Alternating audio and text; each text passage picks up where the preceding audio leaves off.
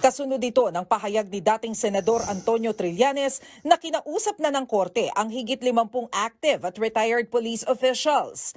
Kaugnayan ng investigasyon ng ICC sa madugong gyera kontra droga ng Administrasyong Duterte. Ayon kay Trillanes, kung hindi makikipagtulungan ng mga pulis, pwede na silang ituring ng mga suspect. Wala raw alam ang DOJ. Grabe itong si Trillanes Mantakin mo, tinatakot pa yung pulis. Pag hindi kayo makikipagtulungan sa ICC, maaari kayong ituring na suspect. Gago eh. Tinakot pa yung mga pulis eh. Ito na nga ho yun di ba ho? Nakakapagtaka. Dapat ito yung mga binabatikos talaga ng gobyerno eh. Mantakin mo i-warningan ang mga pulis. Pag hindi kayo nakipagtulungan sa ICC, kayo ay suspect na. Tarantado rin no? Bakit kanyo? Bakit kanyo? Wala akong jurisdiction ang ICC sa atin. We are not member of the ICC, so they do not have any jurisdiction.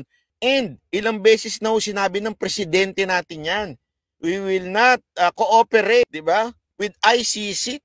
Kaya kayo mga kapulisan, wag ko kayo maniniwala dito sa sundalong kanin na to Etong sundalong kanin na to, nag-iingay lang ito kasi balita ko kakandidato ito sa Caloocan daw Sabi ko nga, pangit na nga ng mayor doon, dadagdagan nyo pa ng kandidatong pangit pa, isa pa. Ibig sabihin ng pangit, hindi maayos Sa revelasyon ni Trillanes, pero muling iginiit ng ahensya na walang jurisdiksyon ng ICC sa Pilipinas, kaya maituturing ang pakikipag-ugnayan dito na conflict of interest sa foreign policy ng gobyerno. Paglabag din daw kasi ito sa Republic Act 6713 o Code of Conduct and Ethical Standards for Public Officials and Employees. Pero hindi na nito sakop ang mga retiradong opisyal.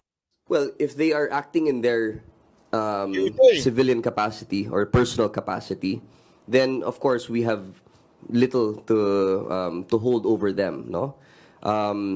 However, again, we will not recognize anything that will come out of that conversation or coordination with them.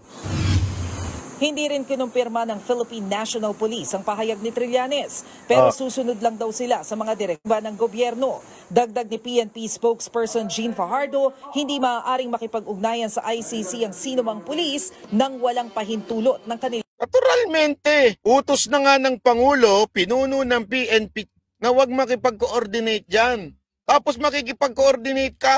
That's subordination, di ba?